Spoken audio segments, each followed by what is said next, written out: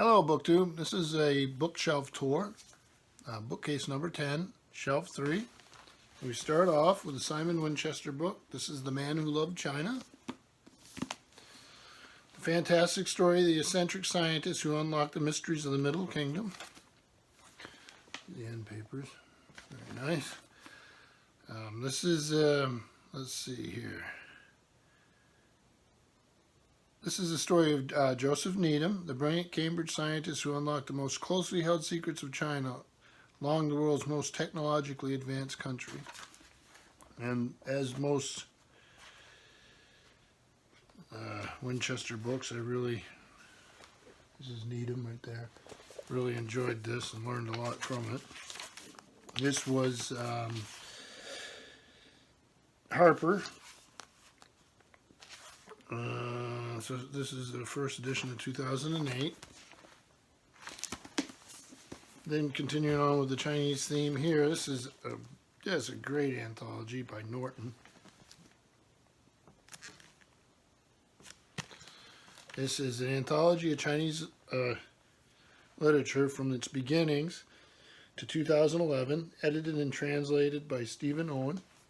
Monumental thing. I'll just open up to one of the table of contents pages randomly. I dip in and out of this. I like to read little explanations. So Stephen Owen is a professor of Chinese and comparative literature at Harvard University and lives in Concord, Mass. And like I said, this is just a monumental volume. It was W.W. Norton Company, New York and London, and this is 1996. So, yeah. Then we're going to go into a couple, the rest of this shelf and then the next shelf are all going to be Russian related. And we spent some time in Russia. Well, it was the Soviet Union when I was there. Well, it was Russia when I was there too, because I was there right when the change occurred. So in 91. So start off with one of my favorite biographies. This is Robert K. Massey, Peter the Great. This is a reprint, hard volume reprint. Wing Books, New York. This original is from 80, but this is 91. The end papers. Just fantastic novel. Biography. You can tell I'm half awake, right? Another one, this is Russia Under the Tsars. This is a Horizon Caravel book. I love these. Had it for years. Got a little bit of damage on it. These are the end papers. They did a whole series of these books. Oh yeah, here they have a list of them. But so this is Horizon Caravel book, Russia Under the Tsars, by the editors of Horizon magazine. The author is Henry Moscow, appropriate. Consultant is Cyril E. Black, and then illustrated with many paintings, prints, engravings, maps of the times. Published by American Heritage. This is the fourth printing of 1962. So that's a list of all of these types of things they did, and I give you, these are sort of what the interior of all of them had a lot in common as far as layout and design and use of illustrations.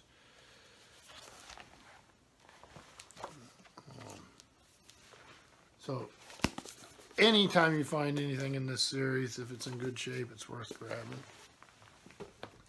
And very similar in idea, but even more detailed. National Geographic does a similar series.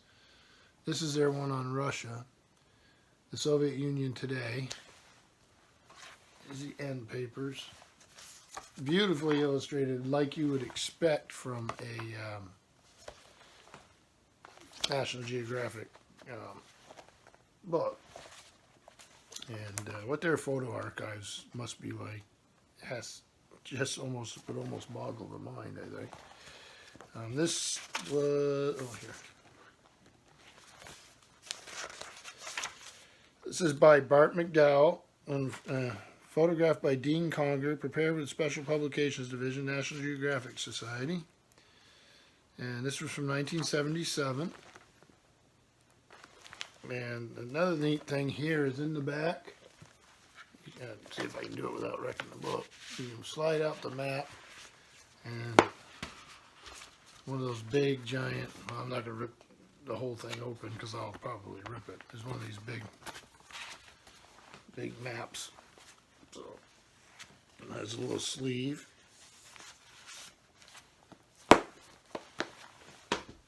Then here's a Nicholas V. Rysanovsky, 4th edition of his History of Russia.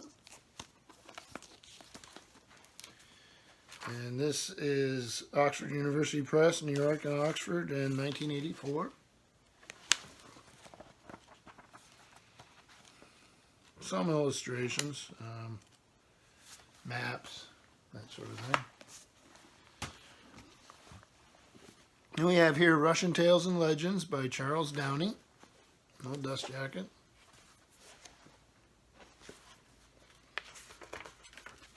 These are the Oxford Myths and Legends series.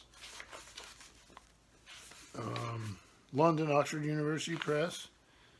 This is reprinted in 1960, and it's retold by Charles Downing and illustrated by Joan Cadell Monroe.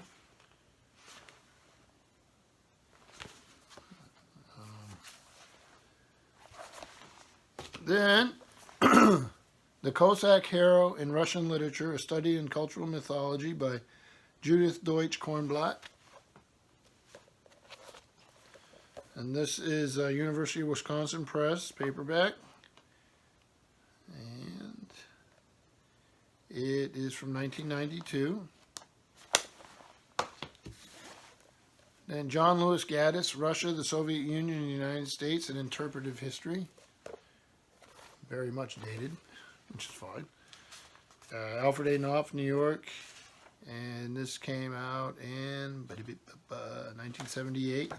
Yeah, so it's really dated. I don't know, maybe I'll put that aside. Then, Autopsy of an Empire, the American Ambassador's account of the collapse of the Soviet Union by Jack F. Matlock, Jr. Obviously was U.S. Ambassador. Big old bruiser of a thing. And this is Random House, New York in 1995. Then a volume I absolutely love, Natasha's Dance by Orlando Figes or Figes or Figes. I've never been able to say his name, and I probably should have taken the time to find out. So this is Metropolitan Books, Henry Holt and Company, New York. And it came out 2002. And like I say, I really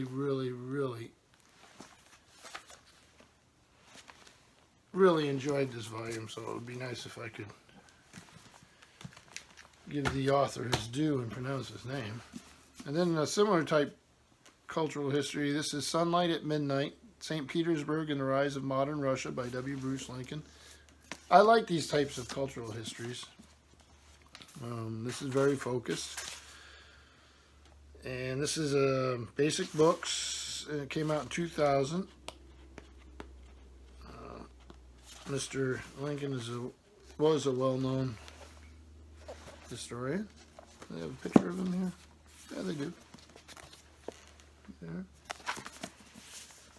And then right on this theme, probably my favorite of all these cultural histories is St. Petersburg, A Cultural History by Solomon Volkov. He can be a bit of a lightning rod figure himself. There he is. Looking very poetic there, don't you think?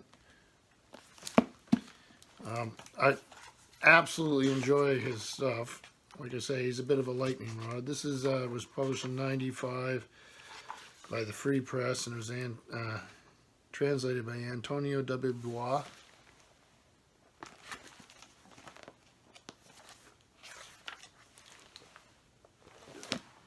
Very, very good read. And again by Volkov. The Magical Chorus, A History of Russian Culture from Tolstoy to Solzhenitsyn. Translated from the Russian by Bois again. Very pretty cover. And this was Alfred A. Knopf, New York, 2008.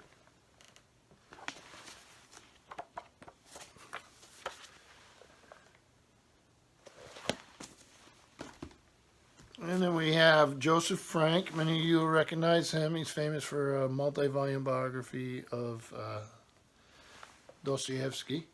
So this is Joseph Frank, Through the Russian Prism, Essays on Literature and Culture. A paper thing. Princeton University Press, Princeton, New Jersey. 1990, excuse me. So I'll give you a little image of the table of contents. You could just pause if you wanted to look through it. Then we have a little travel thing. Russia, the Solovetsky Archipelago. I don't remember where I got this or why. It's very pretty pictures though.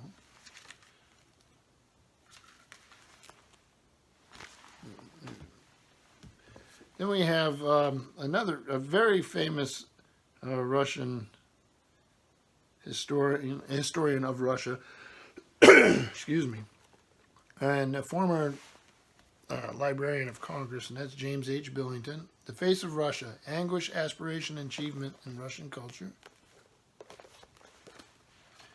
And this is TV Books, New York, and it's from 98, 99. So it does have some illustrations.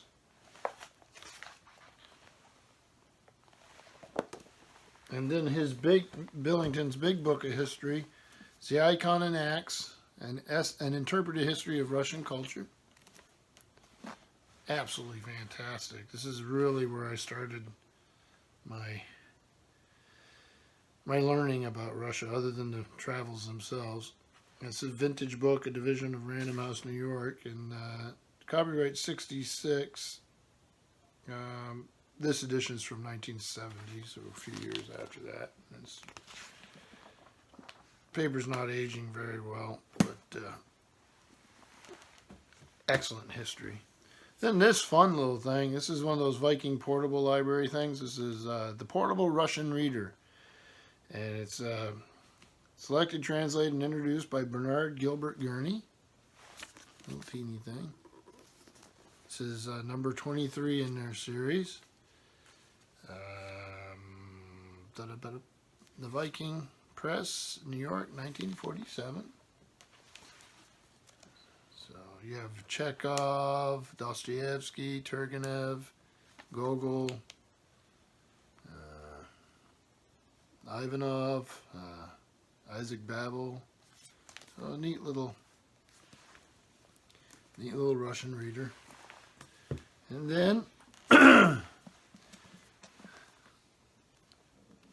this is Pushkin, The Letters of, 3 volumes in 1, translated with a preface, introduction, and notes by J. Thomas Shaw. I was particularly interested in, I spent some time in Kishinev, Moldavia, as did Pushkin, and it was interesting to read that. And then we'll finish up this shelf with Brief Lives, Alexander Pushkin by Robert Chandler. Got a dramatic green there, and French flaps. This is with translations of his poetry by Robert Chandler, Stanley Mitchell, and Anthony Wood. It's an N. Rematissima Prope, published by Hesperus Press. They first published in 2009, but the copyright, yeah, that's 2009. A nice little volume. And that will finish up Bookcase 10, Shelf 3.